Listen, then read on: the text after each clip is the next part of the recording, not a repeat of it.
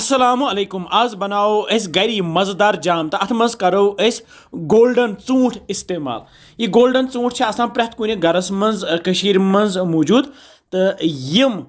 Mother तो Yemen बनान वारिया असल जाम तो पक्यो करो जल्दी जल्दी शुरू। मे गर यम गोल्डन ऊँट यम नी मे लकटी लकटी शे तो यम थे मे गोनत छलित छुकित तो अत जुलो अस दिल तो मे न्यू यह पीलर तो अमी तुलहोस यह दिल थोद अकि अकि सारनी तो सारनी यमन ऊँटन दिल तुलित करो अस यत मजबाग खाट तो यत कड़ो अस यह ब्यूल अंदरिम नबर सारनी ऊँटन करो अस अकि अकि यह ब्यूल नबर यह ब्यूल हेको अस पत थयित तापस तो यह हेको अस पत कहवस मज इस्तेमाल करित तो यमन ऊँटन खंज करित कर बह यमन निक निक पीस येल गर ऊँटन जाम बनावन यह थवन खास ख्याल कि ऊँट गस थोड़ा मोदुर पहम चोक ऊँट लगान जाम बनावनस कह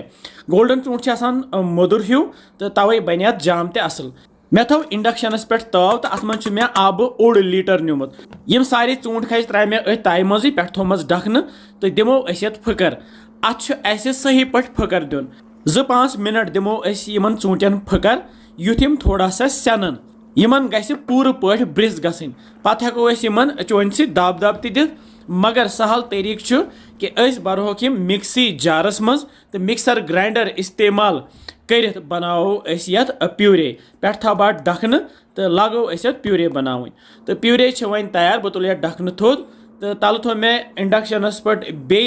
यह तव तो अथ मज त्रो अस सारे प्यूरे वो तो यह दिमो अस खलन खलन वन लगातार यह कुंबली हुई वन तो अत बदल रंग इत बदलो वुचान तुम तो यन त्रो बह ये खंड कवल अड़ अगर तुम खंड ज्यादा खेवान तो हेकू ये हना ज्यादा पहम त्रित तो अमे पत रलावो अस खंड सोरे यथ प्यूरे अगर नहीं तुम खंड पसंद तो हेकू ये खजरस पेस्ट बनत सह ये मज इस्तेमाल कर तम सह वयवन त गसान तो बेय ताकती त गसान तल थो मे इंडक्शन वारिया लोत तो लत्सी पे करहोन अस यह तैयार तो लगातार रोजोस खलन त दिवान तो यह खंड त कुमल वन ये ऊँटिस सती तो अत बदल वन रंग अस हेको यह यिथे कन सब्ज सब्जी थयित मगर अस हेको यत थोड़ा सा रंग पियो तत त्रित मे यह मावल रंग तो अत मज मे त्रोमस कह कोंग पत्र त यह गो वजुल ह्यू तो यह त्रो मे अथ मज तो तुम हेकू यह पन नेचुरल कलर त अत थयित तो यह रलावन सही पे अम बन यह वजुल वजुल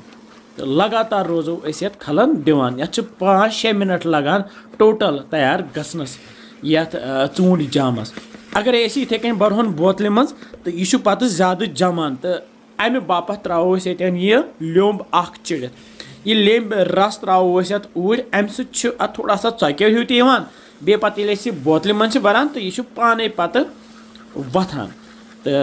यह रोजान थोड़ा सा यल यल अम तो लगातार रोजोस खलन दिवान तो इंडक्शन कर बह वन बंद यह वालन बह अन पे बोन यह तव तो करहोन अस यह वन ठंड